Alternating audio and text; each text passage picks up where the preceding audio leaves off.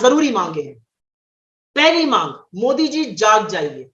आज इस देश को आपके 13,500 करोड़ के बने हुए घर का गृह प्रवेश नहीं चाहिए। आज इस देश को गैर जरूरी खर्चों पर रोक चाहिए। इस देश को वो इमारतें नहीं चाहिए जो लाशों पर बनी हुई हो। इस देश को नए हवाई जहाज नहीं चाहिए आपके लिए 16,000 करोड़ के। इस देश को उपचार चाहिए, ऑक्सीजन चाहिए, मास्क चाहिए, टीके चाहिए, इलाज चाहिए। ये हमारी पहली मांग है। सारे गैर जरूरी खर्चे बंद करिए। हमारी दूसरी मांग है, आप पूरी पारदर्शिता का पालन करिए। आपने संविधान की सौगंध ली है, उस संविधान की सौगंध के चलते पारदर्शिता का पालन करिए और सार्वजनिक करिए कि किस देश से क्या क्या चीजें आई हैं, कितनी सहायता आई है, क्या सामग्री आई है और किस रणनीति के तहत उसको कहां कहां भेजा जा रहा है। ये बंद कमरे में बैठकर दो लोग डिसाइड नहीं कर सकते हैं। इस देश को जानने का हक है। ये हमारी दूसरी मांग है। पूरी पारदर्शिता का पालन करते हुए बताइए कि विदेश से आई हुई सहायता सामग्री कहां जा रही है, किस रणनीति के तहत और कितनी जा रही है।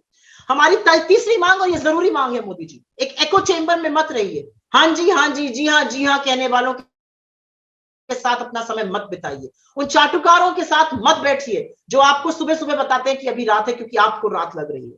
आप वैज्ञानिकों से, डॉक्टर से, रिसर्चर से,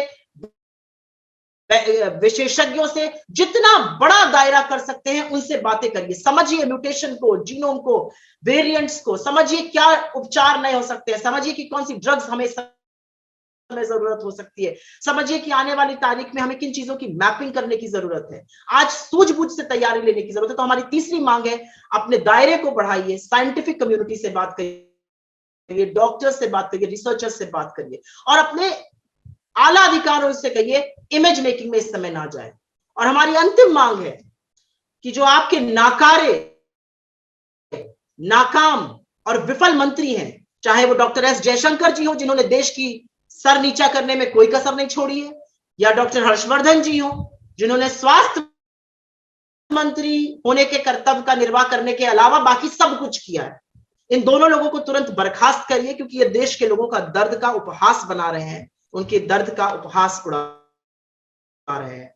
और अंत में मैं आशा करती हूं कि देश की स्थिति देखकर जो सरकारें, जो राज्य सरकारें उठपटांग बातें कर रही हैं, चाहे वो उत्तर प्रदेश की सरकार हो या मध्य प्रदेश की सरकार हो, जहां पर टेस्टिंग कम कर दी गई है कि आंकड़े छुप जाएं, हम ऐसे ये जंग नहीं जीतेंगे। इस जंग को जीतने के लिए आंकड़ों को छिपाने से काम नहीं चलेगा। जितनी ज्यादा प्रचुर मात्रा में टेस्टिंग होगी, ट्रैकिंग होगी, ट्रीटमेंट होगा और वैक्सीनेशन लगेगा, उसकी जरूरत है।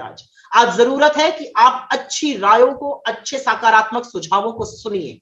अगर डॉक्टर मनमोहन सिंह जी या राहुल गांधी जी या हमारी अध्यक्ष श्रीमती सोनिया गांधी जी आपको कोई सुझाव देती हैं तो वो देश हित में है। हमारा देश और आपका देश एक ही है। हमारा दिल हमारे देश के लिए शायद आपसे ज्यादा धड़कता है। हमारी आवाज को सुनिए, सकारात्मक सुझावों को सुनिए।